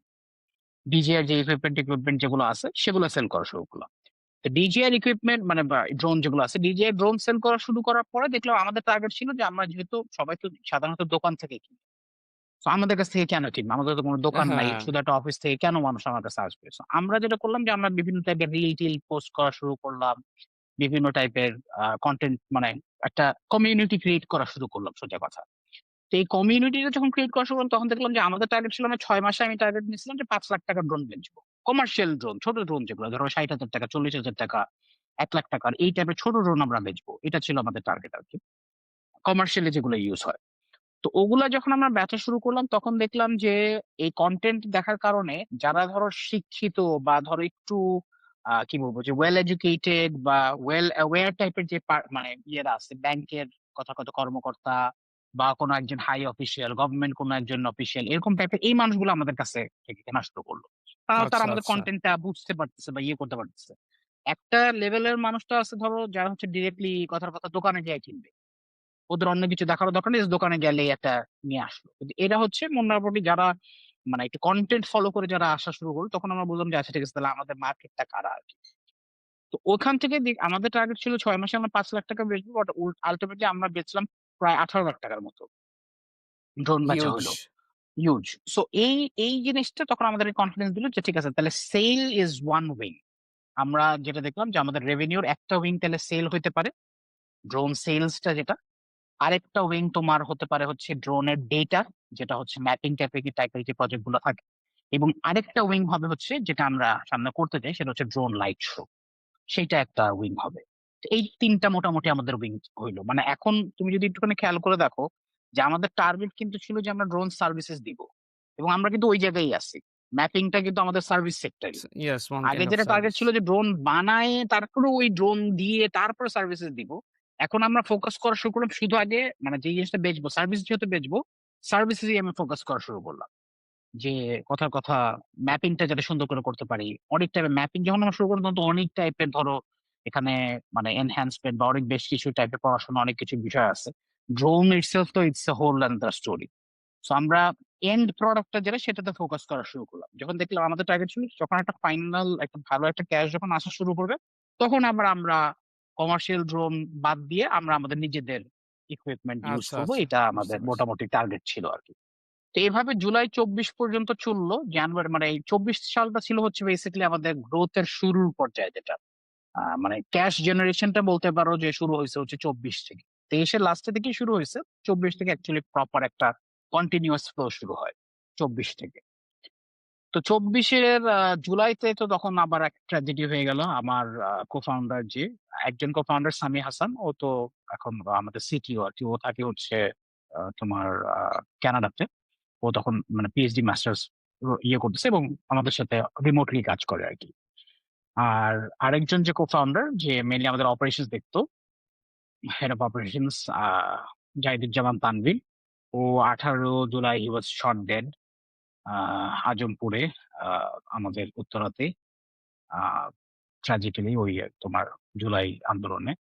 ও হ্যাঁ, গেছিল হচ্ছে ইয়াতে। এই ভাইয়াকে নিয়ে ইয়া সম্ভবত আমি পোস্ট দেখেছিলাম সেই সময়। জি। ইয়া ইয়া ইয়া সো ও ও আমার co-founder. O he was killed আর কি। সো তখন একটা বড় একটা ধাক্কা আমরা খাই যে আসলে এখন কি করার আছে, কারণ আমরা তখন তিনজনই ছিলাম মেইনলি, এবং আমাদের আরো 2 জন এমপ্লয়ি ছিল, এই 5 জন মিলে আমরা আর কি কোম্পানি ছিলাম। সো ও মারা যাওয়ার পরে অগাস্টটা মোটামুটি বন্ধ ছিল, কাজ তেমন একটা করি নাই। সেপ্টেম্বর থেকে আমরা আবার প্রসিড করি, কাজ শুরু করি। সেপ্টেম্বর থেকে হায়ারিং শুরু হয়। তখন খুব একটা বড় ধাক্কা ছিল, কারণ টেকনিক্যাল সাইডটা পুরাটাই, দেশের যে টেকনিক্যাল সাইডটা সেটা পুরাটা তানভীর হ্যান্ডেল করতো। আচ্ছা, আচ্ছা। স্পেসিফিক্যালি ম্যাপিং ট্যাপিং এর কাজটা যেগুলো আছে সেগুলো সব তানভীর দেখতো। সো ওই জায়গাটাতে আমরা খুব বড় একটা ধাক্কা খাই আর কি, কারণ তখন আমাদের হাতে ওয়াসার, কেবল আমরা ওয়াসার একটা কাজ পাইছি, ঢাকা ওয়াসার ম্যাপিং প্রজেক্ট আর কি। সো একটা বিগ হিট ছিল ওইটা। So, যাই হোক, এটার পরে বেসিক্যালি আমরা সেপ্টেম্বর 24 থেকে যখন কাজ শুরু করি, তখন বেশ কিছু ম্যাপিং টাইপের প্রজেক্টস আসা শুরু করলো। মিনিস্ট্রি অফ এগ্রিকালচার থেকে বেশ কিছু কাজ পাওয়া শুরু করলাম। এবং এরপরে বাংলাদেশ আর্মি থেকে আমাদের সাথে যোগাযোগ করলো, বাংলাদেশ আর্মির সাথে আমরা কাজ করা শুরু করলাম। মেইনলি ফার্স্টে বাংলাদেশ আর্মির সাথে ড্রোন সেলসই ছিল, ড্রোনস দিচ্ছিলাম আমরা। এবং ওইটার পর আস্তে আস্তে যখন আমরা ওদের প্রবলেম বুঝতে পারলাম, তখন এই যে 25 সাল থেকে তুমি এখন আমার লিঙ্কডইন প্রোফাইল ঘাটলে দেখবে যে অনেক টাইপের আমরা ডেটা সাপোর্ট দিচ্ছি, সার্ভেইলেন্স বেশ কিছু প্রোডাক্টস আমরা দিচ্ছি। সো 25 সাল থেকে বেসিক্যালি এখন অনেক টাইপের আমরা কাজ করি। আমি যদি তোমাকে একটুখানি জাস্ট ব্রিফলি বলি যে এখন অ্যান্স আসলে কি কি করে। আমাদের প্রায় 15 জন এমপ্লয়ি টোটাল, এবং দেশের বাইরে আরো 2 জন। সো এই যে 17 জন নিয়ে মোটামুটি আমাদের পথ চলা। এবং আহ, যদি in terms of what we do বলি, আমাদের বেশ কয়েকটা ইন্ডাস্ট্রিতে আমরা এখন কাজ করতেছি। ফর এক্সাম্পল, প্রথম পার্টটা যেটা, সেটা হচ্ছে ড্রোন ডেটা নিয়ে কাজ, সেটা হচ্ছে ম্যাপিং টাইপের কাজ যেটা। তো এগ্রিকালচার, এখানে ম্যাপিং বলতে এগ্রিকালচার ম্যাপিং, বাংলাদেশের সবচেয়ে বড় এগ্রিকালচার ম্যাপিং কোম্পানি হচ্ছে আমরা। আমাদের রিসেন্ট যে প্রজেক্টটা ছিল যশোরে, এটা প্রায় 100 স্কোয়ার কিলোমিটার আমরা এই টোটাল ম্যাপিং করছি আর কি। 100 স্কোয়ার কিলোমিটার যশোর সদর পুরাটা। তো ওখানে তোমার এগ্রিকালচারাল যে ল্যান্ড যতটুকু ছিল সেগুলো কত, মানে yield কতটুকু হবে, ল্যান্ড কতটুকু আছে, কার ল্যান্ড কতটুকু, ল্যান্ড ইন্ডেক্সিং যেটা বলে সেই টাইপের কাজ আমরা, মানে বেসিক্যালি এরকম হাই কোয়ালিটি ম্যাপস আমরা জেনারেট করে দিই। এটার সাথে সাথে কনস্ট্রাকশন যে কোম্পানিজ আছে তাদের জন্য আমরা কথা 2D maps, 3D maps create করে দিই। 3D মডেলস, ধরো কথার কথা সোলার প্যানেল ইনস্টলেশন বা পাম্প ইনস্টলেশন, এরকম টাইপের যে কাজগুলো থাকে তাদের জন্য 3D মডেলস থাকে, সেই 3D মডেলস আমরা ক্রিয়েট করে দিই। তো এটা হচ্ছে ড্রোন ম্যাপিং হচ্ছে একটা কাজ আমাদের। সেকেন্ডলি আসে হচ্ছে ল এনফোর্সমেন্টের জন্য আমরা সার্ভেইলেন্স কিছু প্রোডাক্টস আছে আমাদের। যেরকম মেইন প্রোডাক্টটা যেটা, সেটা হচ্ছে Sentinel. Sentinel is basically central surveillance command centre. এখানে UAV, ground cameras, body camera সবকিছু একসাথে একটা সেন্ট্রাল ফিডে আসে। এবং আমরা এখানে যেটা করি সেটা হচ্ছে ড্রোন বা বডি ক্যামেরা টু যে ফিডটা, তোমার সেন্ট্রাল কমান্ডের যে ফিডটা, সেই ফিডটা বেসিক্যালি আমরা encoded and encrypted communication follow করে এটা আমরা বেসিক্যালি করি আর কি। সো সেন্টিনেল হচ্ছে একটা প্রোডাক্ট, এটা আর্মির প্রায় 3টা ইউনিটে ইউজ হচ্ছে। এটা ছাড়া আরেকটা উইং যেটা, সেটা হচ্ছে ড্রোন সেলস। সেটাতে বেসিক্যালি আমরা বড় বড় যে টেন্ডার গুলো হয়, গভর্নমেন্ট টেন্ডার যেগুলো হয়, সেগুলোতে পার্টিসিপেট করি। তোমার বড় কমার্শিয়াল যে ক্লায়েন্ট গুলো আছে, এখন আর কনজিউমার ছোট ড্রোন আর বেশি না, কনজিউমার যেটা, কারণ এটা আসলে খুব হ্যাসেল হয়ে মানে দাঁড়ায়। এবং এই পার্টটা মেইনলি তানভিনি সামলাইতো। সো আচ্ছা, চলে আচ্ছা। যাওয়ার পর আমরা কমার্শিয়াল ড্রোন আর বেশি না। বুঝতে কারণ ওই পেরেছি। ক্লায়েন্টকে বুঝাও, কথা বলো, মার্জিনটা জি, খুব জি। ছোট থাকে compare to the effort. So আমরা এখন কমার্শিয়াল যে ক্লায়েন্ট গুলো আছে, বড় বড় কোম্পানি যারা আছে, তাদের যখন ড্রোন রিকোয়ারমেন্ট হয় তাদেরকে আমরা প্রোভাইড করি। এবং বুঝতে পেরেছি। গভর্নমেন্ট জি। লেভেলে ড্রোন আমরা হুম। সাপ্লাই করি। শুধু ড্রোন না, কাউন্টার ইউএভি প্রোডাক্টস, রেডার্স, ইও মেশিনস, কাউন্টার ইউএভি গানস, এরকম টাইপের ইকুইপমেন্ট আমরা প্রোভাইড করছি, জ্যামার্স এক্সেট্রা, এই টাইপের equipment, anti jamming technology, communication devices, এই টাইপের ইকুইপমেন্ট আমরা এখন সোর্স করি, ট্রেনিং করি, প্রোভাইড করি। এবং এইটা ছাড়া এখন রিসেন্টলি আমরা যেটা করতেছি সেটা হচ্ছে স্প্রে ড্রোনস নিয়ে আমরা কাজ করা শুরু করছি। বাংলাদেশে স্প্রে ড্রোনস নিয়ে অলরেডি আমাদের ড্রোন একটা আছে, সেটা আমরা ছেড়ে দিয়ে অলরেডি আমরা স্প্রে করতেছি। সো হোপফুলি এটা কমার্শিয়ালাইজ হয়ে যাবে খুব সুন। সেটা একটা কাজ জি, এটা হচ্ছে। নিয়ে আরকি আমি কোয়েশ্চেন করতে যাচ্ছিলাম যে একটা ভিডিও দেখেছিলাম আপনাদের রিসেন্টলি, মনে হয় হ্যাঁ, হ্যাঁ, কিছুদিন হ্যাঁ, আগেরই। জি। রাইট। সো এটা হচ্ছে আমাদের নতুন প্রোডাক্ট আর কি, এটা আমরা এখন করতেছি। এটা ছাড়া লাইট শো বাংলাদেশে যেগুলো হয়েছে সেগুলোতে আমরা ছিলাম। এখন যেটা করতেছেন যে লাইট শো আমরা ফার্স্টলি টার্গেট ছিল যে আমরা দেশেই ম্যানুফ্যাকচার করে দেশেই ইয়ে করবো, এটার জন্য খুব হেভি ইনভেস্টমেন্ট দরকার। সো সেদিকে না যে হোয়াট উই ডু ইজ আমরা বাংলাদেশে অপারেট করতেছি আর কি। কোম্পানিটা বাইরে, বাট অপারেট করতেছি আমরা। আচ্ছা, আচ্ছা। ইনফ্যাক্ট গত বছর 25 সালে 1 মাসের জন্য আমি চায়নাতে ছিলাম। বাংলাদেশ থেকে একটা টিম গেছিল ড্রোন প্রশিক্ষণের জন্য, সেই টিমের সাথে আমি ছিলাম। আচ্ছা, এবং আচ্ছা, আচ্ছা। সেদিকে মোটামুটি আমাদের কাজ হচ্ছে লাইট শোর দিকটা। এই তো এটা হচ্ছে মোটামুটি আমাদের এখনকার। আর এছাড়া ধরো বিদেশি কয়েকজন ক্লায়েন্ট আছে যাদের জন্য আমরা এখন ইন্সপেকশনের কথাগুলো বলিনি, সোলার ইন্সপেকশন, স্ট্রাকচারাল ইন্সপেকশন, এই টাইপের কাজগুলো আমরা করি সোলার প্ল্যান্টস এর জন্য বা ইন্স্যুরেন্স কোম্পানিজদের জন্য এই টাইপের বেশ কিছু কাজ করা হয়। আর এই তো more less these are the products that we are doing. বিদেশি ক্লায়েন্টস আছে কয়েকটা, তাদের জন্য প্রোটোটাইপিং করতেছি, প্রোডাক্ট জেনারেশন করা হচ্ছে কিছু, সফটওয়্যার ডেভেলপমেন্ট করা হচ্ছে কিছু। সো ইয়া দ্যাটস মোরলেস ইট। এখন আসলে বেসিক্যালি যেটা হয়েছে যে আমরা ড্রোন শুধুমাত্র ফোকাস এখন না, ড্রোন ডেটা তো আমাদের কোর বিজনেস, বাট ড্রোনের বাইরে অক্সিলারি যে টাইপের আরো যে জিনিসগুলো আছে সেগুলো নিয়েও আমরা এখন বেশ কিছু কাজ করতেছি। সো ইয়া বুঝতে দ্যাটস পেরেছি দ্যাটস ভাই। More less where we are right now. বুঝতে পেরেছি ভাই। এবার কিছু আরকি টেকনিক্যাল কিছু কোয়েশ্চেন নিয়ে আরকি আমরা ডিসকাস করতে চাচ্ছিলাম। শিওর। সাপোজ আ আ আপনি তো আরকি শুরুতে চাচ্ছিলেন যে এখানেই আরকি ড্রোন ডেভেলপ করা মানে R&D করা। সো আপনার কাছে আরকি মানে মেইনলি টেকনিক্যাল হার্ডেলটা বেশি মনে হইছে নাকি হচ্ছে ধরেন ফান্ডিং হার্ডেলটাই বেশি মনে হইছে? যেটা হচ্ছে ধরেন আপনার এই R&D কে আ বেশি দূর হচ্ছে মানে আগাতে দেয়নি? দেখো আমার কাছে যেটা স্ট্রিক্টলি মনে হয় যে আসলে দুইটারই ল্যাকিং ছিল। But if you have to give me something um like a very strict answer যে আপনি যখন একটাই বলেন then I would say definitely funding.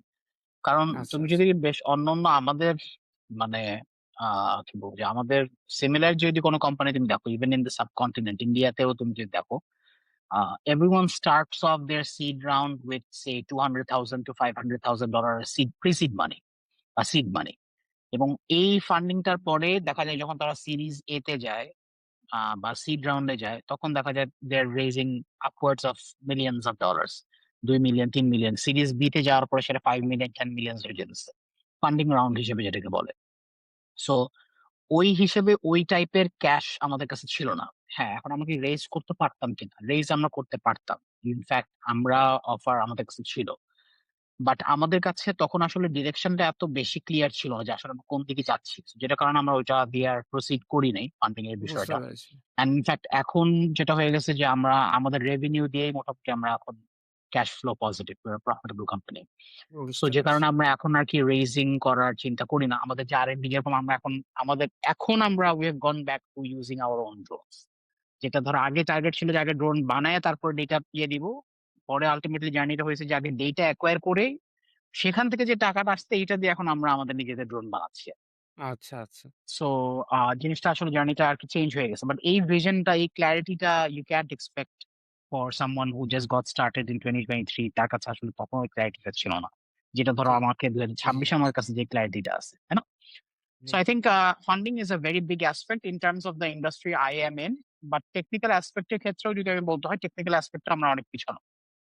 Mainly because যে স্পেসিফিক স্কিল সেট গুলো দরকার সেগুলো খুবই রেয়ার। যেরকম আমাদের সিস্টেম ইঞ্জিনিয়ার ধরো যখন আমরা হায়ার করতে যাই তখন আমরা আসলে বুঝতে পারি যে আসলে স্কিল সেটটা কতটুকু আমরা মানে বিহাইন্ড। সো সেই ক্ষেত্রেও বলতে হবে যে it's not easy to get মানে সলিড ইঞ্জিনিয়ার্স ইন বাংলাদেশ। অনেকজন আছে বাট আসলে proper solid engineers in terms of say avionics যে কাজের এক্সপিরিয়েন্স আছে বা কন্ট্রোল সিস্টেমস নিয়ে খুব ভালো ধারণা আছে এরকম টাইপের ইঞ্জিনিয়ার্স পাওয়াটা একটু টাফ।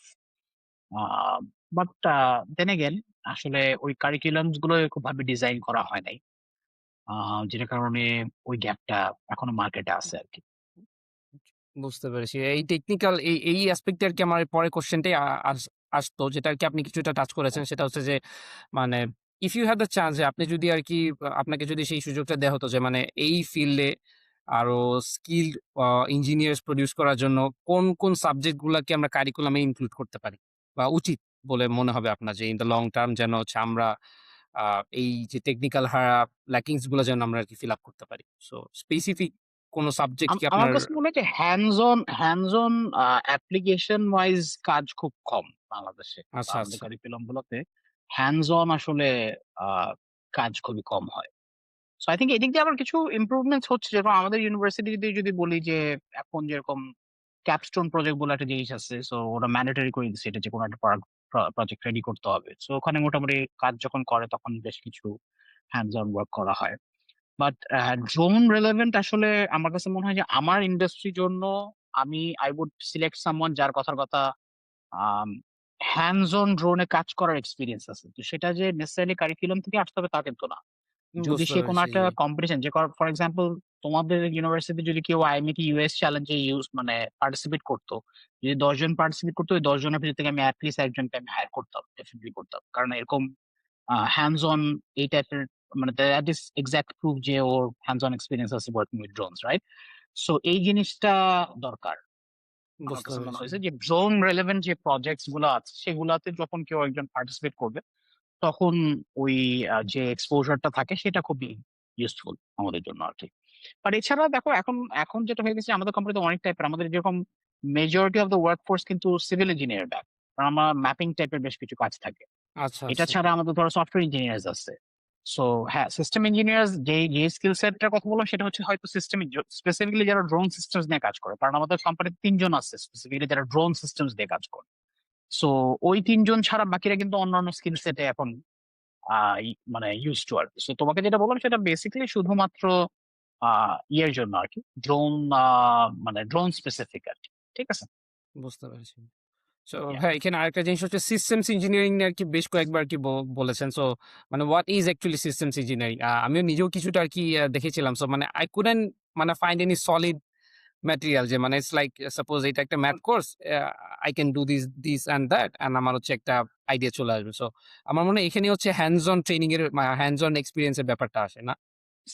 সিস্টেম ইঞ্জিনিয়ার স্পেসিফিক্যালি হচ্ছে যাদের কথা কথা কন্ট্রোল সিস্টেম নিয়ে কাজ করা হয়েছে এখন পর্যন্ত, মাইক্রো কন্ট্রোলার্স নিয়ে যাদের এক্সপিরিয়েন্স আছে, খুব একটু মোটামুটি একটা ভালো একটা প্রোগ্রামিং ব্যাকগ্রাউন্ড আছে, পাইথনে কমফোর্টেবল, যদি পসিবল হয় রসে কমফোর্টেবল, এরকম টাইপের কিছু ধরো চেক মার্কস যখন সে ফিল আপ করতে পারে, তখন আমরা বলি যে সে সিস্টেমস নিয়ে কাজ করার জন্য সুটেবল আর আচ্ছা, কি। আচ্ছা বুঝতে তো পেরেছি। সাধারণত যেরকম ধরো যারা কথার কথা রোভার টিমে কাজ করে, মার্স রোভার টিমে কাজ করে, বা কথার কথা আহ তুমি যদি ফর্মুলা স্টুডেন্টের কথা বলো, ইলেকট্রনিক্স নিয়ে যারা কাজ করে, তারা মোটামুটি এই টাইপের জব গুলোর জন্য সুটেবল হয় আর কি। বুঝতে পেরেছি। জি, বুঝতে পেরেছি।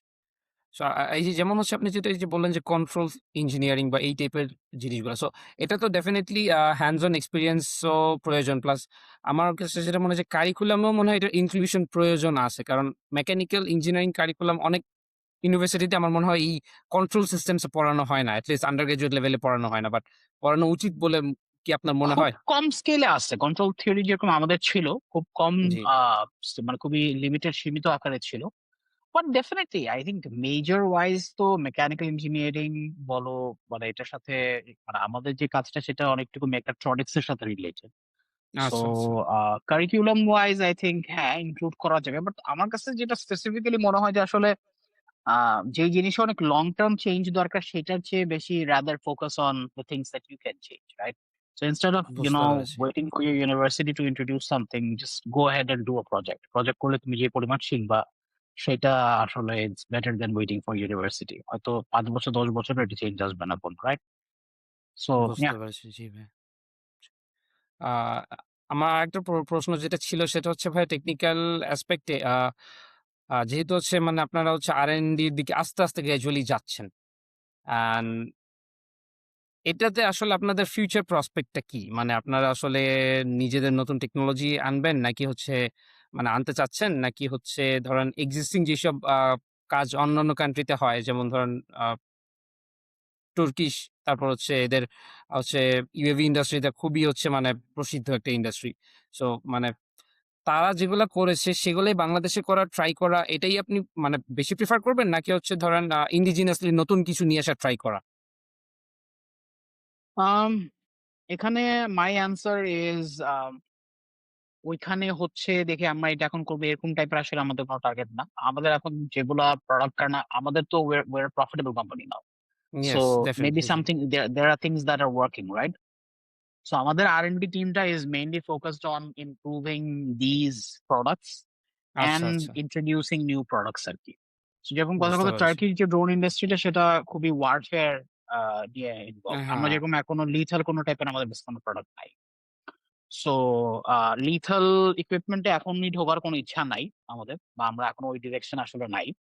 রাদার আমাদের এখানে ম্যাপিং রিলেভেন্টই অনেক টাইপের কাজ করার সুযোগ আছে, স্প্রে রিলেটেড অনেক, এগ্রিকালচার রিলেটেড অনেক কিছু কাজ করার সুযোগ আছে, প্ল্যানিং এ অনেক কাজ করার সুযোগ আছে। সো আমরা এখনো ওগুলাতেই ফোকাস করতেছি। বুঝতে পেরেছি। Rather than focusing on say lethal equipment, এখন পর্যন্ত আমরা লিথাল ইকুইপমেন্ট ঢুকিনি। বাট হ্যাঁ, হয়তো ইফ নিড বি, হয়তো সামনে আমরা করতেও পারি। বাট মানে এটা ডিরেকশনটা আপাতত এরকম টাইপের কোনো চিন্তা নাই। বুঝতে পেরেছি। সো জি। আমাদের R&D team is more focused on improving the products that we are already offering right now, and introducing new products in the shorter timeline আর কি। বুঝতে পেরেছি। আরেকটা ছোট প্রশ্ন, এটা এখন আপনার কাছে সিলি কোয়েশ্চেন মনে হতে পারে, বাট আমার কাছে আরকি একটু খুব জানতে ইচ্ছা করতেছে। আমি অ্যাকচুয়ালি এটা নিয়ে ঘাটাঘাটি করা উচিত আই গেস, বাট আমি করি নাই। আপনার কাছ থেকে আরকি জানতে চাচ্ছি। সেটা হচ্ছে ড্রোন অ্যান্ড UAV এই ২ টা ওয়ার্ড কি মানে ইন্টারচেঞ্জেবলি ইউজ করা যায়? নাকি অ্যাকচুয়ালি দে আর ডিস্টিংক্ট মানে ক্যারেক্টারিস্টিকস যে এটার ড্রোন সাধারণত ইজ অ্যান ইকুইপমেন্ট যেটা can be operated remotely and it can do a certain task. যেরকম ড্রোন ক্যান বি একটা robot that you're sending under water as well. আর আচ্ছা, আচ্ছা। unmanned aerial vehicle-টা is strictly something that can fly but cannot carry passengers. So aerial আচ্ছা, আচ্ছা drone বুঝতে হচ্ছে মানে UAV আর কি। আচ্ছা, আচ্ছা, আচ্ছা বুঝতে বুঝতে পারছো? পারছি। এরিয়াল ড্রোন হচ্ছে ড্রোন UAV। ওকে, ওকে, ইয়েস। UAV, হ্যাঁ, হ্যাঁ, হ্যাঁ। ওকে, এই জিনিসটা আমার কাছে মনে হয় যে একটু টেকনিক্যাল কিছু হচ্ছে যে আমরা সায়েন্সে থাকতে পড়তাম যে হচ্ছে সম্ভবত সকল খাঁড়ি খাড়ক বা সকল খাড়ক খাড় না এই টাইপের কিছুটা জিনিস। ইয়া, মানে সব UAV ড্রোন বাট সব ড্রোন ইয়া, আবার UAV না। Yes, exactly. জি ভাইয়া। আম আ বর্তমানে তো হচ্ছে ভাইয়া দেখা যাচ্ছে এমনি রিসার্চ অ্যাসপেক্ট এ যদি কিছু কথা বলি যে মানে আ অটোনোমাস ডেলিভারি দেন হচ্ছে আম মেশিন লার্নিং এর ইনকর্পোরেশন এই জিনিসগুলা বেশ research topics hot topic. So আপনাদের কি অটোনোমাস ডেলিভারিতে কোনো ফোকাস আছে? মানে বা কাজ করার ইন্টারেস্ট আছে যে আ প্রোডাক্ট এখন ডেলিভারি বা এই ধরনের? রাইটস নাও আসলেই নাই। কারণ আচ্ছা, মার্কেট আচ্ছা, ইজ ভেরি ফার অফ। আমাদের আচ্ছা, মার্কেট আচ্ছা, এখন আসলে প্রিপেয়ার্ড না। এটা আচ্ছা, আচ্ছা। আই থিংক আমাদের তোমাকে অ্যান্সার যদি করতে হয়, একজন আমাদের ম্যাডাম ছিল, তিনা জাবিন ম্যাডাম। উনি স্টার্টআপ বাংলাদেশ লিমিটেডের এমডি ছিলেন আগে। তো উনি বলছিলেন যে just because a product is working somewhere else does not mean it will work in Bangladesh right now. Hmm, আর উনি হ্যাঁ, এখানে অফ কোর্স। খুব ক্লিয়ারলি একটা এক্সাম্পল দিছিলেন। সেটা হচ্ছে উনি বলছিলেন যে, "দেখো এয়ার ট্যাক্সি তো দুবাইতে চলতেছে। দুবাইতে তো চলে। বাংলাদেশে চলবে? না, এখন বাংলাদেশে চলবে না। Bangladesh market is not ready for this." So delivery wise আমরা আসলে এখন অনেক দূরে আছি। এই জিনিসটা কিন্তু সুইগি ট্রাই করছিল ইন্ডিয়াতে। ইন্ডিয়াতেই এখনো কাজ করে এবং Indian drone market is very, very way ahead of us. So ওখানে এখনো কাজ করতেছে না। সো এখন ওইজন্য যেটা বললাম যে ওখানে আমরা আসলে ড্রোন ডেলিভারিতে অনেক পরে চিন্তা করব। আমরা এখনো বেসিক একটা ড্রোন ইনফ্রাস্ট্রাকচার এ পৌঁছাতে পারিনি। সো আগে আমাদেরকে ওই দিক থেকে রেডি হইতে হবে। বুঝতে তারপরে পেরেছি। আসলে আমরা we can actually think about going for delivery আরকি। বুঝতে পারছি। ভাই এটা ফার কি অফ। একটু ফার্দার এক্সপ্যান্ড করবেন যে মানে আসলে ইন্ডিয়া কেন পারে নাই? মানে এই মার্কেটটা অ্যাকচুয়ালি কিভাবে মিসিং? মানে কেন মিসিং বা কিভাবে মিসিং? কোন জিনিসটা মেইন হার্ডেল এখানে? ইনফ্রাস্ট্রাকচার এখনো ওইভাবে নাই। আমাদের ইনফ্রাস্ট্রাকচার আচ্ছা, নাই। আচ্ছা। কারণ ড্রোন ডেলিভারির জন্য আসলে যে টাইপের সিটিজ দরকার, যে টাইপের আ মানে প্ল্যানিং দরকার, সেই টাইপের প্ল্যানিং বা ইনফ্রাস্ট্রাকচার এই সাবকন্টিনেন্ট এ নাই। যেরকম ড্রোন ডেলিভারি কথার কথা it can work in California. কেন ক্যালিফোর্নিয়ায় কাজ করবে? কারণ সবার সামনে একটা ২০ ফিট বাই ৩০ ফিটের একটা লন আছে। চাইলে একটা ড্রোন ওখানে যেয়ে ল্যান্ড করতে পারে। হ্যাঁ, বুঝতে তোমার পেরেছি। ছাদের উপরে জি, যদি ড্রোন জি। এসে নামে, ওকে তোমার পাশের ৫ তলার একজন মানুষ যেয়ে ঢিল মারবে। তোমার ৩ তলার ছোট একটা বাচ্চা যেয়ে ড্রোনটা টান মারবে।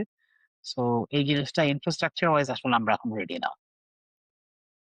এবং ধরো বুঝতে অনেক পেরেছি। টাইপের গিমিক দেখবা অনলাইনে, এখন অনেকে গিমিক-টিমিক ছাড়ে যে ড্রোন ডেলিভারি করছে। দ্যাটস জাস্ট সোজা কথা বোগাস। জাস্ট একটা আচ্ছা, রিমোট আচ্ছা। দিয়ে ড্রোনটা চালায়, এটা যে নামায় দিচ্ছে। That's not drone delivery. Drone delivery is autonomous. It happens on its own. বুঝতে পেরেছি ভাই। হ্যাঁ, জিনিসটা অ্যাকচুয়ালি খুবই যে মানে অনেক ক্ষেত্রেই দেখা যাচ্ছে যে অনেক কিছু লুক্রেটিভ কিছু দেখা যায়। বাট অ্যাকচুয়ালি সেটার প্রসপেক্ট কতটুকু আছে বা কতটুকু ভায়াবল বাংলাদেশের রেসপেক্ট এ সেটা নিয়ে আসলে আলোচনাটা খুব কমই হয়ে থাকে। অ্যান্ড আপনার বাংলাদেশ নিয়ে আসলে এবার একটু লং টার্ম আরকি কিছু যদি বলেন, নট নট নেসেসারিলি অ্যানসার আ আ মানে future prospects but in general drone বা UAV তে আসলে লং টার্ম এ বাংলাদেশে আপনি কি ভিশন আ মানে রাখেন বা কি ভিশন দেখতে চান? কি প্রসপেক্টস আছে বলে আপনার মনে হয়? আম বাংলাদেশের মার্কেট এখনো যতটুকু অ্যাডপশন দরকার আম তোমার UAV সেক্টরে, ওইটার মানে not even 20% has been reached. 10% 20% এখনো রিচ করতে পারে নাই। So I think in the next few years এখানে অ্যাডপশন আসবে। কারণ ড্রোনস এর পজিটিভ অ্যাপ্লিকেশনস ইটস প্রুভেন। নতুন করে we don't have to reinvent the wheel, right? So it's being used in a lot of cases around the world, যেটা বাংলাদেশে similar applications আছে। So I think বাংলাদেশের অ্যাডপশনটা I think আমরা আগামী 2 বছরে খুব ভালোভাবে আমরা দেখতে পারবো। অ্যান্ড ওই অ্যাডপশনটা যখন মানুষজন করবে বা কোম্পানিজ নিবে বা এজেন্সিজ নিবে, তখনই এখানে আসলে এই ডিমান্ড থেকেই আসলে ইন্ডাস্ট্রিটা বুম করা শুরু করবে, যেটা এখনো হয় নাই। বুঝতে পেরেছি। So that is something that I look forward to. আমি খুব লম্বা প্ল্যানিং করি না অনেস্টলি, কারণ তুমি তো আমার জার্নিটা পুরোটা শুনলা। 5 বছর 6 বছরের পরে যে জার্নিটা সেটা তুমি শুনছো। So আসলে খুব একটা লম্বা প্ল্যানিং করে লাভ নাই। এটা খুবই ইয়াং একটা ইন্ডাস্ট্রি। কোন দিকে যাবে বা কোন দিকে আসলে ফ্লো করবে সেটা অনলি টাইম উইল টেল। আমরা প্রেডিক্ট করতে পারি, but no one knows for sure. Of course ভাইয়া। কারণ আপনাদের জার্নিটাই বেশ মানে আনপ্ল্যান ছিল। বাট আনপ্ল্যান আপনারা ছিল। শুরুতে ভেবেছিলেন যে একটা করবেন, দেন সিচুয়েশন ট্রু। সার্কামস্ট্যান্সেস এর নিডে আপনারা হচ্ছে প্ল্যানে চেঞ্জ করেছেন। সো আই থিংক এইভাবে আসলে মানে থিংস ওয়ার্ক অ্যাকচুয়ালি। মানে বেশি লং টার্ম প্ল্যান করে আমরা কিছু আউটপুট আনাটা খুব ডিফিকাল্ট হবে। ইটস বেটার যে আমরা হচ্ছে শর্ট টার্মে হচ্ছে অ্যাডাপ্ট করে আগানো। Right, precisely. জি ভাইয়া।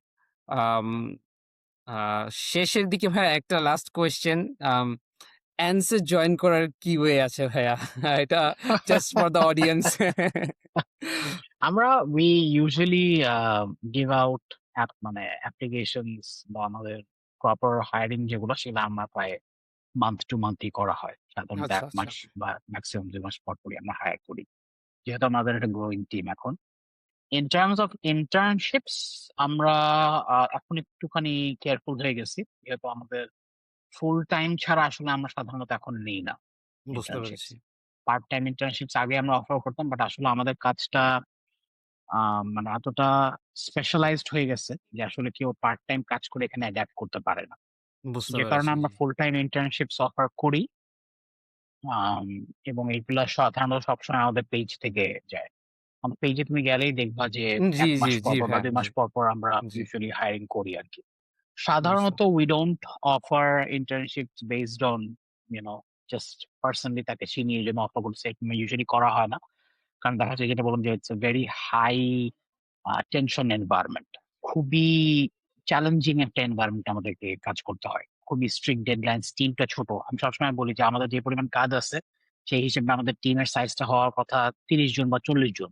সেখানে আমি ১৫ জন নিয়ে কাজটা করতেছি। সো একেকটা মানুষকে অনেক টাইপের ইনটেন্স লোড নিতে হয়। We're working 6 days a week. Even যেদিন একটা উইকেন্ড থাকে সেদিনও আমাদের মোটামুটি মিটিংস থাকে। So it's a very high stress environment. এবং প্রত্যেকটা স্কিলসেরই জন্য আমরা সেটা বিজনেস অ্যানালিস্ট নেই বা প্রোগ্রামিং ইন্টার্নস নেই বা সিস্টেম ইন্টার্নস নেই বা মেকানিক্যাল ডিজাইন ইন্টার্নস নেই, যেটাই নেই না কেন সবসময় আমাদেরকে we pick out the best of the applicants আরকি। এবং এখানে মেজরিটি আসলে আমাদের সাথে এখানে কোপ আপ করতে পারে না বিকজ অফ দ্য প্রেশার। যেটা বললাম যে ধরো বুঝতে পেরেছি। জি। অফিস আওয়ার্স খুবই স্ট্রিক্ট থাকে। স্ট্রিক্ট বলতে হচ্ছে মানে খুবই ইনটেনসিভ থাকে। স্ট্রিক্ট এমন না যে ৯টা মানে ৯টায় ঢুকতে হবে এরকম না। বাট ইনটেনসিভ হয়। ৮ ঘন্টা, ৯ ঘন্টা, ১০ ঘন্টা, ১২ ঘন্টাও হয়ে যায় অনেক সময়। সো এটা আসলে অনেকের জন্য this is not something that everyone wants, right? So অনেকে এইজন্য এই ইয়েতে যায়। আর এমন না যে we pay extremely well compare to other companies. ওই যেটা বলব যে growing company. We definitely try to give like better compensation than the average. But then again, স্ট্রেসটা অনেক বেশি। বাট ওই তো আল্টিমেটলি তোমার এখানে যে রিওয়ার্ডটা যেটা থাকে যে you are doing something absolutely new, no one else is doing this, and মানে you get to contribute in a real life project, যেটা হয়তো তুমি অন্য কোনো ক্ষেত্রে তুমি করতে পারতো না, বা তুমি যদি একটা রেগুলার একটা কোম্পানিতে জয়েন করো তুমি হয়তো সেই সুযোগটা তুমি হয়তো পাইতা না। সো এই তো that's more or less the, I think, the advantage of joining hands. And if anyone of your peers or anyone is willing to, join us, definitely keep an eye on the page. If you think you're up for it. If you want to take up the challenge, then apply. Hopefully, we'll talk. Inshallah. জি, ইনশাআল্লাহ। And thank you very much ভাইয়া once again আপনার এই busy শিডিউলের মধ্যে time দেওয়ার জন্য and specially এই রাত ১:৩০টার সময় হচ্ছে পডকাস্টটা আপনি কন্টিনিউ করতেছেন and আমাদের সাথে এত মানে সব জার্নি গুলো শেয়ার করলেন and thank you very much ভাইয়া। Thank you so much, Tasin. Thank you for having me. অনেকদিন পরে এই পুরা এন্টায়ার গল্পটা মনে করলাম, ভাল লাগলো। নিজের কাছেই ভাল লাগতেছে কথাগুলো বলতে পারলেও অনেক ভাল লাগে। আমি জানি না তোমার শুনতে কিরকম লাগছে। ডেফিনিটলি If ভাই I আমি if I it was very if I inspiring bored ভাইয়া। you, then I'm sorry. But yeah, I think that's the journey. I think তুমি যদি যেকোনো ফাউন্ডারকে জিজ্ঞেস করো, সবার জার্নি মোর লেস এটা। খুবই আনসার্টেন একটা জায়গা থেকে যায়। কারণ আমরা অ্যাজ এন্টারপ্রেনার্স আমরা চিন্তা করি যে আসলে মার্কেটটা একরকম, বাট মার্কেটটা খুবই রুথলেস। যখন তুমি মার্কেটে যাবা তখন it will basically test you and it will force you to offer what it wants. So যেটা বললাম যে ধরো আমি হয়তো ভাবছিলাম একভাবে, তো সেটাকে রিফাইন করতে করতে করতে করতে করতে করতে আবার একটা পর্যায়ে পৌঁছাইছে। সো যে কোনো বিজনেস যারা যখন শুরু করে তখন তাদেরকে ওই ফ্লেক্সিবল হইতে হবে ওই জায়গায়। Be flexible on the actions but very clear on the goal. So সেদিক থেকে আমরা আই থিঙ্ক ওই অ্যাডাপ্টেশনটা আমাদের ছিল, দেখেই আমরা এ পর্যন্ত আসছি। এবং finally, the most important thing is the team. Definitely, whatever team you're working with, তোমার co-founders বলো বা তোমার first hires বলো, প্রত্যেকটা মানুষ they have to be very well adapted and mentality-টা সেম থাকতে হবে।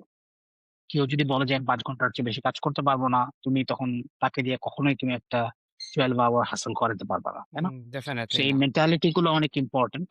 প্রথম দিকে যে যাদের সাথে তুমি কাজ করবা তাদের সাথে আসলে ওই সেম মেন্টালিটিতে পৌঁছানোটা খুব important whenever you are working on new project or try to start a company. ওকে ভাইয়া, ওকে Thank ভাইয়া। you so much for having me, Tasin, and It was a hopefully pleasure having you ভাইয়া। It was a pleasure having you. definitely thank you so much. The pleasure is all mine. My best wishes to you and whatever you're doing. This is a very good initiative.